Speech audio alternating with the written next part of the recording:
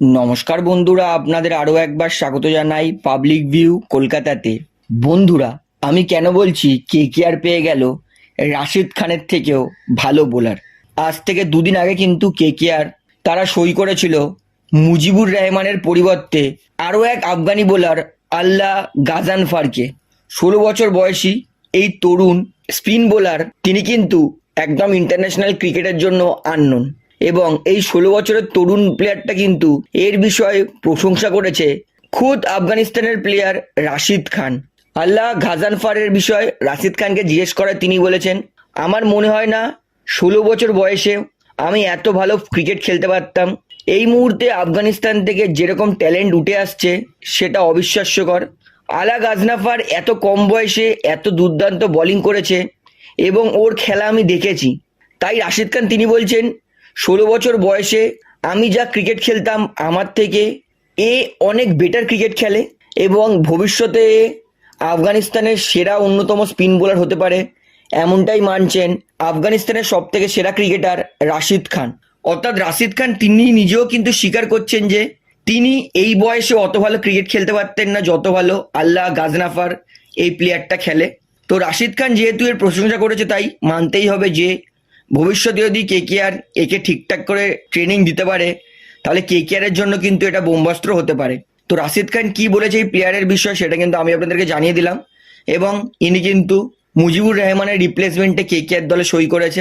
তো বন্ধুরা, এবারে বলি মায়াঙ্ক ইয়াদাভের কথা। এই মুহূর্তে কিন্তু ভারতের জন্য দারুণ দারুণ পেস বোলার উঠে আসছে। বুমরা, শামি, সিরাজের পরে ভারতের কাছে কিন্তু এইবার আরো ভালো ভালো পেস বোলার এসে গেছে। পাঞ্জাব কিংসের বিরুদ্ধে মায়াঙ্ক ইয়াদাব লখনৌ সুপার জায়ান্টসের জন্য যা বল করেছে তা অবিশ্বাস্যকর। 21 বছর বয়সী এই তরুণ ক্রিকেটার তিনি পাঞ্জাব কিংসের বিরুদ্ধে তার 4 ওভারে 3টে গুরুত্বপূর্ণ উইকেটও নিয়েছেন এবং অবিশ্বাস্যকরভাবে তার 4 ওভারে তিনি 10টার বেশি বল 150 কিলোমিটার প্লাস বল করেছিলেন এবং একটা বল তিনি 155.8 কিলোমিটার প্রতি ঘন্টা বেগে বল করেছিলেন। অর্থাৎ এবার থেকে বোঝাই যাচ্ছে যে ভারতের কাছে কিন্তু ভালো ভালো পেস বোলার উঠে আসছে। উমরান মালিক আরও এক পেস বোলার, কিন্তু উমরান মালিক তার লাইন লেন্থ অত ভালো নয়, তাই জন্য তিনি মার খান। কিন্তু মায়াঙ্ক ইয়াদাব পেস বোলিংয়ের সাথে সাথে কিন্তু তার লাইন লেন্থ চমৎকার। অর্থাৎ বলতেই পারি ভারতের কিন্তু ভবিষ্যৎ অনেক ভালো দিকেই এগাচ্ছে। এইবারে বলি সুনীল নারিনের পিছনে সবাই হাত ধুয়ে পড়েছে। আমি কিন্তু আপনাদেরকে জানিয়েছিলাম যে সুনীল নারিন তার বোলিং অ্যাকশন নিয়ে খুঁটিয়ে দেখতে চলেছে বিসিসিআই, এবং বিসিসিআই সুনীল নারিনের অ্যাকশনে কিন্তু কোনো দোষ পায়নি, পরিষ্কার বোলিংই করেছে সুনীল নারিন, এবং বিসিসিআই কিন্তু অফিসিয়ালি ছাড়পত্র দেয়নি। তবে যতদূর জানা গেছে বিসিসিআই খুবই তাড়াতাড়ি ছাড়পত্র দিয়ে দেবে। তারপরেও একাধিক আর্টিকেল, একাধিক নিউজ পেপারে সুনীল নারিনের বোলিং অ্যাকশন নিয়ে অনেক কথাবার্তা চলছে, সমালোচনা চলছে যে সুনীল নারিন আবার বোলিং করার সময় কবজি ভাঙছে, যেটাকে বলি চাক। বোলিং করার সময় চাক করছে সুনীল নারিন। তো এখনো কিন্তু বিসিসিআই সুনীল নারিনের ওপর অফিসিয়ালি ছাড়পত্র দেয়নি। তো যতক্ষণ না অফিসিয়াল ছাড়পত্র পাবো ততক্ষণ কিন্তু সুনীল নারিনের একটা ভয় থাকবে যে সুনীল নারিনকে সাসপেন্ড করলেও করতে পারে।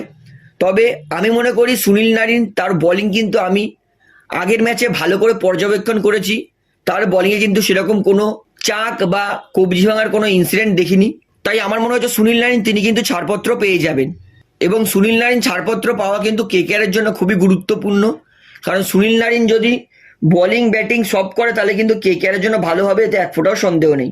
বন্ধুরা, এবারে লাস্ট আপডেট দিয়ে এটা হচ্ছে 25 কোটির মিচেল স্টার্ককে প্রচণ্ড খোঁচা মারল আইসল্যান্ড ক্রিকেট। মিচেল স্টার্ক তিনি 8 ওভারে 100 রান দিয়েছেন তার 2 ম্যাচে। এই নিয়েই খোঁচা মারল আইসল্যান্ড ক্রিকেট বোর্ড। তারা দিয়েছেন আইসল্যান্ডের একটা বিয়ারের থেকেও বেশি রান খরচ করেছে মিচেল স্টার্ক। আমরা সবাই জানি আইসল্যান্ডে বিয়ার কত সস্তায় পাওয়া যায়। তো মিচেল স্টার্ক এত যে রান খেয়েছে, এত 25 কোটি টাকার ট্যাগ নিয়েছে, তো এটাই আইসল্যান্ড ক্রিকেট মিচেল স্টার্ককে খোঁচা মেরেছে যে এত দাম দিয়েও তার পারফরমেন্স 0। তো আপনার কি মনে হয় মিচেল স্টার্ক কত ম্যাচে কামব্যাক করবে, না মিচেল স্টার্ক কামব্যাক করতে পারবে না, সেটা আমাকে অবশ্যই কমেন্টে জানাবেন। তাহলে ভিডিওটা আমি এখানে শেষ করছি। আশা করি ভিডিওটি আপনার ভালো লাগলো। তো ভিডিওটি ভালো লাগলে অবশ্যই লাইক করুন, কমেন্ট করুন, শেয়ার করুন, এবং বন্ধুরা চ্যানেলটি তারা নতুন আছেন সবাইকে একটা অনুরোধ করবো তারা অবশ্যই পাবলিক ভিউ কলকাতা এই চ্যানেলটিকে সাবস্ক্রাইব করে বেল আইকন প্রেস করে অল করে রাখবেন। ধন্যবাদ।